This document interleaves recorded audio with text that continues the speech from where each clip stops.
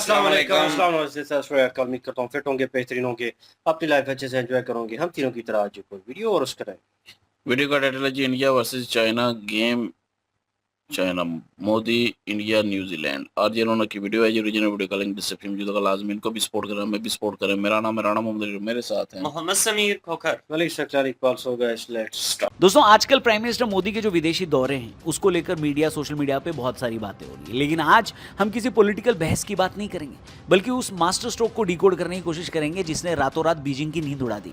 आजकल मार्केट में एक ट्रेंडिंग बात चल रही है, जिसे सुनने के बाद बड़े बड़े स्ट्रैटेजिक एक्सपर्ट्स भी मान रहे हैं कि भारत ने बहुत ही चालाकी से चीन का इलाज कर दिया। क्या है वो इलाज और कैसे भारत ने असंभव काम करके दिखाया, आइए समझते हैं। वीडियो पसंद आए तो इसे शेयर करना, चैनल को सब्सक्राइब करना शुरू करते हैं। I am an admirer, a great admirer of Narendra Modi ji. To have the chance to extend our own Australian hospitality to Prime Minister Modi. New Zealand makes history. For the first time in 40 years, an Indian Prime Minister stands on New Zealand soil. 40 years. दोस्तों, आज की दुनिया में geopolitics शतरंज के एक बड़े खेल जैसी हो गई है। यहाँ चली गई हर चाल का असर कई सालों तक दिखाई देता है। रिसेंटली सोशल मीडिया और स्ट्रैटेजिक एक्सपर्ट्स के बीच एक बात बड़ी तेजी से वायरल हो रही है, जो दुनिया की बदलती हुई तस्वीर का एक बड़ा सबूत है। 2 जुलाई से 12 जुलाई 2026 के दौरान प्रधानमंत्री नरेंद्र मोदी ने एक मल्टी कंट्री विदेशी दौरा किया, जिसके तहत उन्होंने 3 देशों की यात्रा की, इंडोनेशिया, ऑस्ट्रेलिया और न्यूजीलैंड। लेकिन असल बात ये नहीं है कि प्राइम मिनिस्टर मोदी ने 10 दिनों में 3 देशों की यात्रा की, बल्कि असल बात ये हो रही है कि ग्लोबल दुनिया जिस चीन को हमारा सबसे बड़ा दुश्मन मानती है, कॉम्पिटिटर मानती है, उसके राष्ट्रपति ने 2026 में सिर्फ एक देश की यात्रा की, और उसमें भी बहुत लिमिटेड तरीके से उनकी शिरकत हुई है। अभी कोई छोटी बात नहीं है, इसके पीछे जो लॉजिक दिए जा रहे हैं उसको अगर आप हाल में ही हुई घटनाओं से जोड़ेंगे, डॉट्स कनेक्ट करने की कोशिश करेंगे, तब आपको पता चलेगा कि बात कितनी गहरी है। अभी जो कंपैरिजन किया जा रहा है ना, मोदी वर्सेस शी जिनपिंग, यानी उन्होंने कितनी कंट्री विजिट की और उन्होंने कितनी कंट्री विजिट की, इससे जो कहानी निकलकर सामने आ रही है वो चीन के लिए किसी बुरे सपने से कम नहीं है। एक तरफ जहां शी जिनपिंग अपने ही देश में तख्ता पलट के डर से दुबके हुए हैं, जो कि रिपोर्ट्स बता रही हैं, वहीं दूसरी तरफ भारत के प्रधानमंत्री नरेंद्र मोदी दुनिया भर में घूम घूम कर चीन के खिलाफ एक ऐसा मजबूत चक्रव्यूह रच रहे हैं जिसने चीन को उसी की स्ट्रिंग ऑफ पर्ल्स रणनीति में फंसा कर रख दिया है। इस पूरे खेल में अमेरिका का भी एक बड़ा रोल है, जिसने चीन की एनर्जी रिक्वायरमेंट पर सीधा अटैक किया है। दोस्तों, साल 2026 के पहले हिस्से में शी जिनपिंग ने पहला और इकलौता बड़ा दौरा जून में नॉर्थ कोरिया का किया। इसके अलावा किर्गिस्तान में होने वाले एससीओ, भारत में ब्रिक्स और अमेरिका जैसी जरूरी विजिट्स उनकी प्लानिंग में थी तो, लेकिन उनका बड़ा फोकस विदेशी नेताओं को बीजिंग में ही बुलाकर मिलने पर रह गया। इंटरनेशनल मामलों के जो एक्सपर्ट्स हैं उनका मानना है कि इसके पीछे सबसे बड़ा कारण तख्ता पलट का खौफ है चीन में।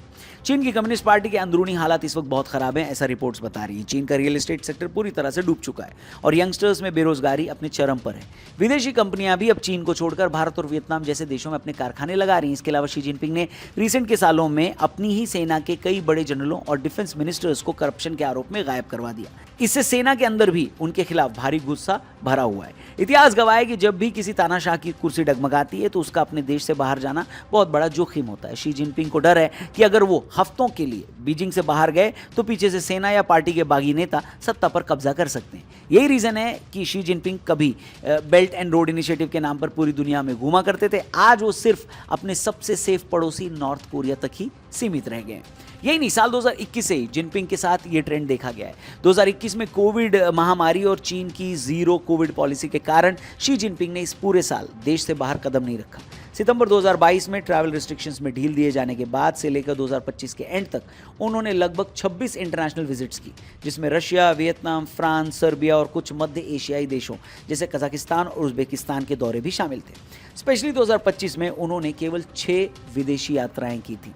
अगर हम इसकी तुलना उनके शुरुआती कार्यकाल यानी 2013 से 19 से करें, जी हाँ, 2013 से 19 के बीच वो हर साल औसतन 12 से 14 देशों की यात्रा करते थे। लेकिन पिछले 5 सालों में घरेलू आर्थिक संकट, सेना के अंदरूनी हालात और अपनी कुर्सी पर मजबूत पकड़ बनाए रखने की चिंताओं के कारण उन्होंने अपना सारा फोकस चीन के अंदर ही कर लिया है। अब सिक्के का दूसरा पहलू देखते हैं। प्राइम मिनिस्टर मोदी के ताबड़तोड़ विदेशी यात्राओं को highly active multi country tours कहा गया है। अगर हम इस लिस्ट को ध्यान से देखें तो ये सिर्फ देशों के नाम नहीं, बल्कि ये चीन को घेरने की एक प्लानिंग की तरह दिखता है। एक्सपर्ट्स इस बारे में बात कर रहे हैं।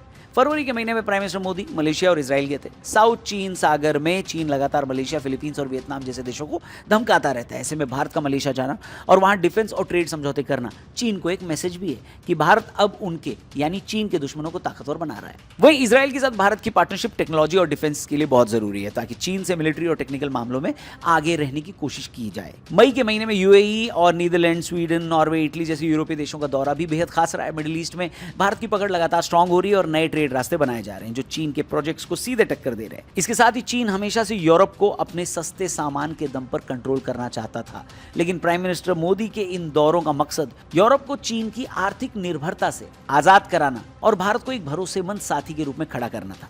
जून के महीने में फ्रांस और स्लोवाकिया के साथ साथ सेशल्स का दौरा स्ट्रैटेजिक रूप से सबसे ज्यादा अहम रहा।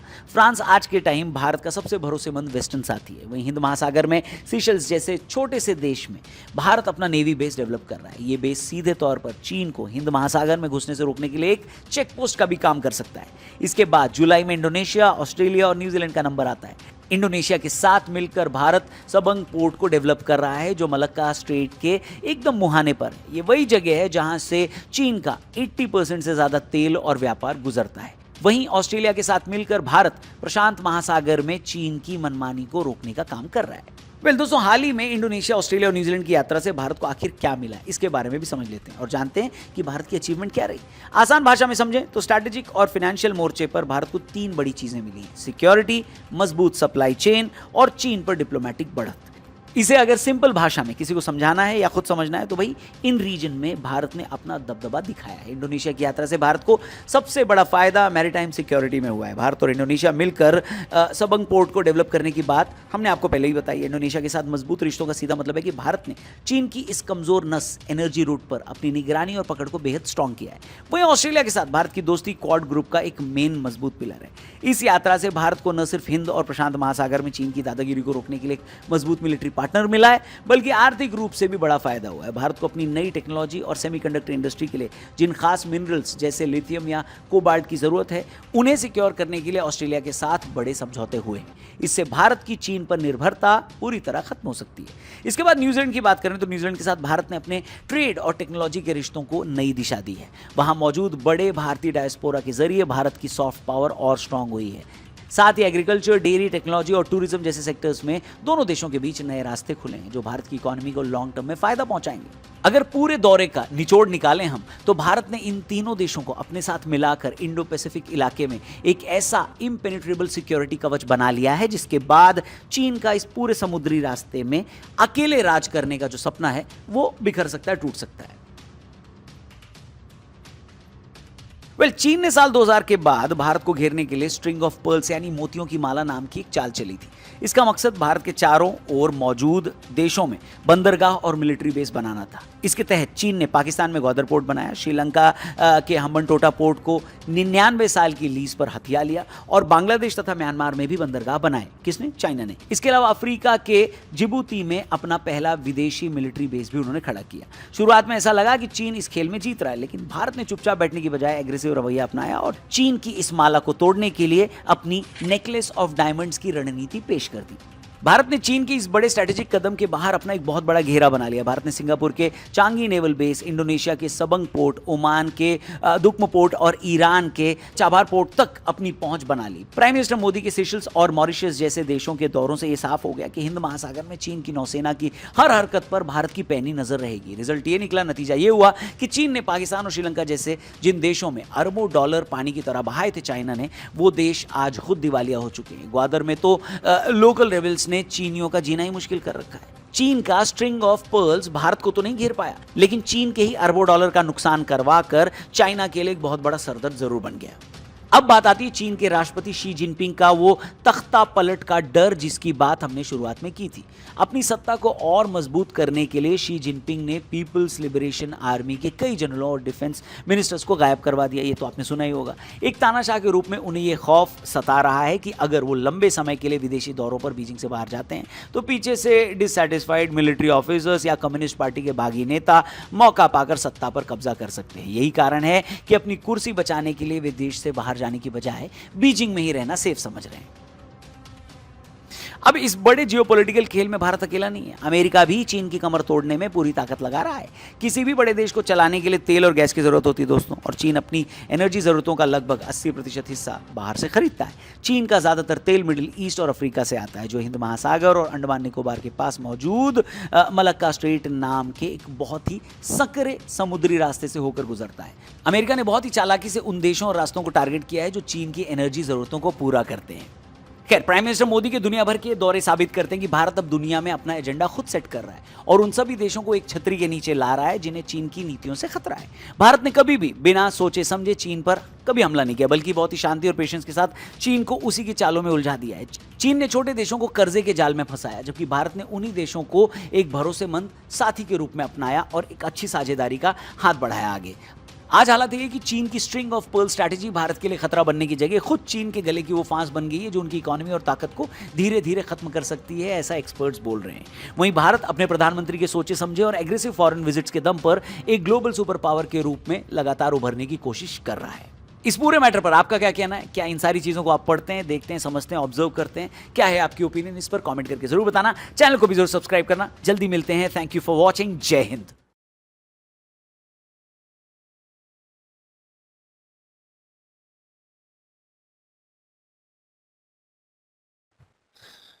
जी बिल्कुल जी, जियोपॉलिटिक्स के मैदान में एक बहुत बड़ा चेंज जो है वो देखने के लिए मिला है और इंडिया जो है उसने कमर कस ली है जनाब चीन को टक्कर देने की, क्योंकि चीन जो है ना उसका जिस तरह से असर सूख पूरी दुनिया में था, पूरी दुनिया में अपना जो एक मार्केट का रोब और दबदबा जो उसने बना रखा था वो आहिस्ता आहिस्ता खत्म होना शुरू हो गया, क्योंकि जितने भी विदेशी कंट्री हैं उनको कोई ना कोई मुतबादल कंट्री, ऐसा कंट्री चाहिए था जिसके ऊपर एतमाद किया जा सके। और इंडिया जो है ना वो इस पूरी दुनिया में एक वाहिद कंट्री ऐसा है जो इस वक्त जिसका ना कह ले कि अपना एक जो टाइम है ना वो बड़ा लकी टाइम चल रहा है कि पूरी दुनिया का एतमाद जीतने में कामयाब इंडिया हुआ है। और जितने भी कंट्रीज हैं उन्होंने बड़ा भव्य किस्म का स्वागत किया है। 3 कंट्रियों का नरेंद्र मोदी जो है उन्होंने दौरा किया है रिसेंटली, जिसमें इंडोनेशिया मौजूद है और उसके बाद ऑस्ट्रेलिया, न्यूजीलैंड, और तीनों ही प्राइम मिनिस्टर जो हैं वो शुक्रिया अदा कर रहे हैं नरेंद्र मोदी साहब का, और तीनों ने इस बात की यकीन दहानी करवाई है कि आने वाले टाइम में इंडिया के साथ जो ट्रेड के हवाले से डील्स की जाएंगी वो बहुत बेहतर की जाएंगी, क्योंकि न्यूजीलैंड जो है वो तो चाइना से वैसे ही बड़ा तंग था, उसने तो शुक्र ही किया कि इंडिया की तरफ उसका रुझान हुआ है और इंडिया के साथ उसको चलने का मौका मिला है। इंडोनेशिया जो है वो भी यही चाहता था, उनको मौका मिल गया है, इंडिया को भी मौका मिल गया है, इस चीज़ का भरपूर फायदा जो है वो उठाने जा रहा है इंडिया। मिडल ईस्ट के जितने भी कंट्री हैं उनका रुझान अगर आप देखें तो वो भी इंडिया की तरफ आ रहा है। शी जिनपिंग जो है उसकी अपनी पॉलिसीज की वजह से उसके मुल्क में ही हालात इस कदर खराब हुए पड़े हैं कि भाई साहब जो हैं वो अपने ही कंट्री के लोगों के ऊपर एतमाद करने के लिए तैयार नहीं है, क्योंकि उसने कुछ जर्नैल थे उनको जो फांसी पे लटकाया और उसके बाद और भी करप्शन में जो जो लोग मुलव्वस थे उनको सजाएं देने के बाद एक डर और खौफ जो है ना उसके दिल में बैठ चुका है कि अगर वो विदेश का दौरा करता है तो ये ना हो कि पीछे से सत्ता जो है वो उल्ट पलट हो जाए। और ऐसे वैसे होता है, जो ये इस तरह के सदर होते हैं ना उनके साथ ऐसा हो जाता है। अब डर और खौफ की वजह से ज़ाहिर सी बात है जब विदेशी दौरा नहीं करेगा तो हालात जो हैं वो तो दौरे से ही ज़ाहिर सी बात है ठीक होते हैं। किसी भी कंट्री के साथ अगर आपने डील्स करनी है तो वहाँ का दौरा आपको करना पड़ेगा, यकीन दहानी आपको करवानी पड़ेगी, अपने कंट्रीज के प्रोडक्ट आपको शो करने पड़ेंगे कि हमारे पास देने के लिए क्या है और आपसे लेने के लिए क्या है, फिर ही जाके ट्रेड हो सकती है। और चीन की अगर बात करें, चीन अफ्रीका में घुसा था और भी कई जगहों पे इसने जो है ना जहाँ जहाँ पे इसके डील्स चल रहे थे सबके साथ इसने मफाद परस्ती जो वाला काम किया है और सिर्फ अपने बेनिफिट्स के बारे में सोचा है। इस चीज को लेकर वो जितने भी कंट्रीज थे ना उनको मुतबादल कंट्री चाहिए था। अफ्रीका में भी इंडिया का बड़ा असर सूखा है अब, क्योंकि इंडिया की इंडस्ट्रीज वहां पे लगी हैं और इंडिया की इंडस्ट्रीज जो लगी हैं वहां पे अफ्रीकी मजदूरों को मौका दिया गया है। तो ये एक बढ़िया ऑफर थी उनके लिए, क्योंकि वैसे चीन अगर किसी भी कंट्री में कारोबार करता है उसकी कोशिश होती है कि अपने ही देश के लोग जाएं, अपने देश का पैसा जो है वो घूम फिर के कहीं और ना जाए, वो अपने ही देश में आए। लेकिन इंडिया की ऐसी सोच नहीं है। इंडिया की ये सोच है कि जिस कंट्री में आप बिजनेस करते हैं वहां के लोगों को भी फायदा होना चाहिए। तो ये सोच उस कंट्री को बड़ी पसंद आती है कि भाई ये बंदा ऐसा है जो सिर्फ अपने बारे में नहीं सोचता, हमारे लोगों के बारे में भी सोचता है। तो ऐसे कंट्री को तो वेलकम फिर खुल के किया जाता है। तो इंडिया जो है जी इस वक्त जियोपॉलिटिक्स के मैदान में अपना लोहा मनवाने में कामयाब हो रहा है, और बड़ी कामयाबियां जो है वो इंडिया समेट रहा है। फ्रांस की अगर बात करें, फ्रांस वैसे भी पुराना दोस्त है इंडिया का, उसके साथ भी डिफेंस को लेकर भी कई डील्स जो हैं वो हुई हैं। उसके बाद रशिया रशिया के साथ भी काफी तगड़ी डील्स हुई हैं। बाकी यूएसए जो है वो तो चाइना का वैसे ही मुखालिफ है, वो तो चाहता है कि चाइना जो है ना किसी तरीके से उसकी कमर टूटनी चाहिए। और इंडिया ने तो कमर कसी है अपना, कह लें कि एक ये नहीं कि चाइना जो है उसको उसकी कमर तोड़ने के लिए, अपना एक लोहा दुनिया में मनवाने के लिए, अपने आप को शो करने के लिए, क्योंकि जो भी कंट्री होते हैं वो एक दूसरे के साथ कंपेयर करते हैं। तो इस तरह के जो कंपेयर है ना वो करने भी चाहिए। कि पाकिस्तान को भी ये ऑफर की गई थी नरेंद्र मोदी की तरफ से कि आए हम दोनों मिलके मुकाबला करते हैं, ये कह लें कि जंग करती हैं कि कौन अपने देश से गुर्बत जो है सबसे पहले ख़त्म करेगा और बेरोज़गारी सबसे पहले कौन ख़त्म करेगा। तो ये चीज़ों में कंपेयर अगर होता है तो ये बढ़िया है, इस कंपेयर को हम एप्रिशिएट करते हैं। और जिस तरह से नरेंद्र मोदी जो हैं जी वो अपने देश का एक इमेज दुनिया में शो कर रहे हैं, बहुत ही काबिल तारीफ़ है। बिल्कुल जी, ये बात तो ज़रूर माननी पड़ेगी कि इंडिया जो है वो फॉरेन जो पॉलिसी है उसमें भाई आगे बढ़ता जा रहा है। दूसरे मुल्कों के साथ तल्लुकात बेहतर करना, उनके साथ ट्रेड डील करना, ये इंडिया जो है दिन ब दिन बहुत ज़्यादा जो है वो आगे जा रहा है अब। तो इन्होंने तो चाइना के साथ जो है कंपेयर किया इन सारी चीज़ों को लेके, तो बनता भी है चाइना के साथ ही बनता है, क्योंकि जो इंडिया के मुकाबले का अब जो इंडिया का एक किस्म का दुश्मन ही है ना, बेशक वो खोल के उस तरह अभी वार नहीं हो रही, लेकिन है तो वो दुश्मन ही इंडिया के लिए और चाइना के लिए इंडिया है, ज़ाहिर है। तो मुकाबले का वही है कि उनके पास जो है वो बहुत कुछ है, चाइना के पास टेक्नोलॉजी है, लेकिन इंडिया भी जो है वो दूसरों के साथ ट्रेड करके एक किस्म का एशिया में अपना एक नाम बना रहा है कि एशिया में सिर्फ चाइना नहीं है, इंडिया भी है, और इधर भी ध्यान करें। और इंडिया जो है वो चाइना जो प्रोवाइड कर रहा है, इंडिया भी आने वाले वक्त में वो प्रोवाइड कर सकता है। तो इंडिया पहले इंडोनेशिया गया मोदी जी, वहाँ पे जो है अपना डंगा बजाया, वहाँ पे वो उन्होंने तारीफों के पुल भी बांधे। ज़ाहिर है अगर कुछ लोग कहते हैं जी प्राइम मिनिस्टर की तारीफ हुई है और अपोजिशन वाले जो हैं वो जल जाते हैं, अपोजिशन वाले जो हैं वो मुख्तलिफ बातें करते हैं। मैं समझता हूँ कि अगर प्राइम मिनिस्टर की कोई तारीफ कर रहा है, कोई भी होता, अपोजिशन का होता बेशक, इसकी इनकी जगह जो है वो राहुल गांधी होता या दूसरा होता, वो क्या नाम है आप पार्टी का, केजरीवाल होता, प्राइम मिनिस्टर के तौर पे गए होते। तो मैं समझता हूँ कि वो प्राइम मिनिस्टर की नहीं, अगर प्राइम मिनिस्टर की अगर तारीफ हो रही है तो वो पूरे इंडिया की तारीफ हो रही है भाई, क्योंकि इंडिया के प्राइम मिनिस्टर हैं, वो इंडिया को ही रिप्रेजेंट करते हैं।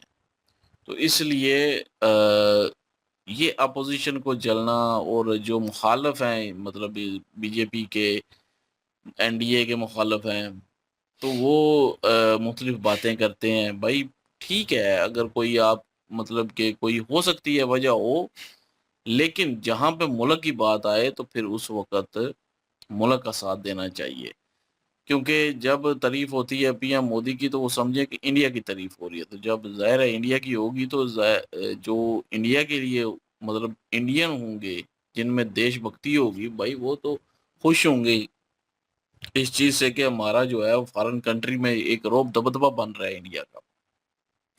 इंडिया के साथ जो है वो ट्रेड डील हो रही है सबकी, वो बड़े पुरजोश तरीके से जो है वो नरेंद्र मोदी को जो है वो इनवाइट कर रहे हैं, उनकी तारीफ़ें कर रहे हैं, उनको इनाम दे रहे हैं, उनको अपने सभी अवार्ड्स से नवाजा जा रहा है। तो ये उनको अवार्ड नहीं, ये एक किस्म का इंडिया को अवार्ड दिया जा रहा है। तो इंडिया के लिए ये सारे इंडियंस के लिए जो है वो ये फख्र की बात होनी चाहिए, बेशक वो अपोजिशन वाला हो। दूसरे को तो हो गई ना फख्र, लेकिन जो अपोजिशन वाला है उसको भी फख्र होना चाहिए कि ये इंडियन के लिए हो रहा है। तो रही बात ऑस्ट्रेलिया में गए हैं भाई, वहां पे भी डंका बजा है। न्यूजीलैंड में गए, न्यूजीलैंड में तो कुछ ऐसी भी न्यूज आई थी कि गो होम वाले कोई नारे भी लगे। तो खैर वो तो अवाम, क्योंकि 40 साल बाद उन्होंने भी कहा जब कि 40 साल में जो है वो 40 साल बाद एक किस्म का इंडियन प्राइम मिनिस्टर जो है उनकी धरती पे आए हैं, ये भी बड़ी बात है भाई। तो हुकूमत उनकी जो है वो वेलकम कर रही है, पुरजोश तरीके से वेलकम कर रही है। तो कुछ लोग होते हैं भाई हर जगह जो कि नारेबाजी करना भी शुरू कर देते हैं, तो करने दें उनको, इतने मतलब के दिल पे लेने की वाली क्या बात है। तो आप देखें कि हुकूमत और हुकूमत के दरमियान, मतलब दोनों मुल्कों की हुकूमत के दरमियान जो है तल्कात बेहतर होते जा रहे हैं। तो मतलब वो मुल्क जो है वो आपके साथ चलना चाह रहे हैं। तो न्यूजीलैंड हो, ऑस्ट्रेलिया हो, इंडोनेशिया हो, मलेशिया हो, उसके बाद ईरान हो, ओमान हो, हर कोई जो है वो इंडिया के साथ चलना चाह रहा है। इंडिया भाई एक तो मार्केट भी है, दूसरा वो उनको पता है कि एशिया में जो है वो उनकी ज़रूरतों को पूरा करने वाला दूसरा मुल्क जो है वो चाइना की जगह जो ले सकता है वो इंडिया है। तो भाई सब जो है वो इंडिया की तरफ अब देख रहे हैं। चाइना जो है वो ज़ाहिर है अपने डर की वजह से उन्होंने कहा कि तख्ता, ये पिछले दिनों भी एक न्यूज़ आई थी कि वो तख्ता पलट होने वाला है उसका, उसको डर है। उसने फिर जर्नैल और पता नहीं कौन कौन से पार्टी के भी जो है अपने के जो गद्दार कह के करप्ट कह के जो है गायब करवा दिए, उसके बाद वो सामने ही नहीं आए। अब वो जेल में हैं या वैसे ज़िंदगी गुजार रहे हैं या मार दिए गए हैं, ये कोई पता नहीं है। क्योंकि एक तो चाइना की न्यूज़ जो है वो बाहर नहीं आती। पिछले दिनों कुछ चीज़ें जो हैं बाहर आई कि चाइना जो है वो एम सुक्के पे ही जो है अपना एक बनाया हुआ है कि जी परफेक्ट कंट्री है। हालांकि परफेक्ट कंट्री कोई भी नहीं होता, जितने तरक्की याफ्ता भी होते हैं ना वो भी परफेक्ट नहीं होते।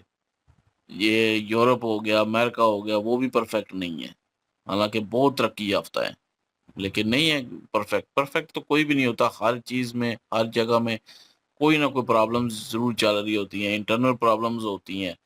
कल हमने एक वीडियो की थी लकी बेश की, उन्होंने इंटरनल प्रॉब्लम्स कुछ गिनवाई थी। तो भाई होती हैं, इंडिया में भी हैं इंटरनल प्रॉब्लम, अमेरिका में भी हैं, यूरोप में भी हैं, हर जगह होती हैं। हाँ, उन पे काबू पाना, उनको जो है हैंडल करना, ये ज़ाहिर है गवर्नमेंट का काम होता है। और गवर्नमेंट अगर उनको सही तरह से हैंडल कर ले तो भाई वो भी स्टेबल हो सकते हैं। तो लेकिन ये चलते रहते हैं। फॉरेन के साथ जो है वो जो रिश्ते होते हैं फॉरेन कंट्री के साथ, वो भाई बड़े मायने रखते हैं। लेकिन नज़र तो कुछ लोग कहेंगे जी जब इंटरनल ही नहीं ठीक तो फॉरेन के साथ रिश्ते बना के क्या करना। भाई फॉरेन के साथ रिश्ते बनेंगे, इंटरनल भी ऐसा-ऐसा जो है वो ठीक हो जाएँगे। इंटरनल प्रॉब्लम तो हर मुल्क में होती हैं, इसमें क्या है? बहरहाल ये है कि ये दौरे जितने भी हो रहे हैं, ये फ़ायदेमंद है। इंडिया के लिए जो है वो फ़ायदेमंद है। और अपोज़िशन को भी इस चीज़ पे ध्यान देना चाहिए, ये कीड़े नहीं निकालने चाहिए। कोई छोटी-मोटी बात हो जाती है तो उसमें से कीड़े निकालना शुरू कर दें। मैं समझता हूँ कि कोई भी अगर अपोज़िशन का भी होता तो उसकी भी यहाँ पे मैं बैठ के तारीफ़ ही कर रहा होता कि गए हैं वो, इंडिया के लिए गए हैं। इंडिया जो है फ़ॉरेन विज़िट कर रहा है, तो बहुत जो है वो एक किस्म का समझ लें कि इंडिया के फ़ख्र की बात है। और चाइना के मुकाबले में काफ़ी सारा जो है वो, ये चाइना को समझ लें कि डैंट पड़ने वाली बात है। चाइना ने अपने जो है वो जो रास्ता अपनाया था काफ़ी सारी पोर्ट्स जो हैं वो अपने अंडर की। इंडिया ने भी उसके मुकाबले में काफ़ी सारे मुल्कों के साथ पोर्ट्स जो है वो बेहतर अब वो क्या नाम है उसका, इंडोनेशिया वहाँ की पोर्ट भी जो है वो एक ले ली है, वहाँ पे मिल के काम करेंगे। तो ये चाइना को भी जो है वो तकलीफ तो दे रहा है, लेकिन देखते हैं जी आगे क्या क्या डेवलपमेंट होती हैं। बिल्कुल जी, यही ओपिनियन है। और चीज़ें जो हैं वो भाई इम्प्लीमेंट करनी पड़ती हैं टाइम टू टाइम। और एक तरफ मोदी साहब और एक तरफ शी जिनपिंग है, और दोनों अपोजिशन में कह लें।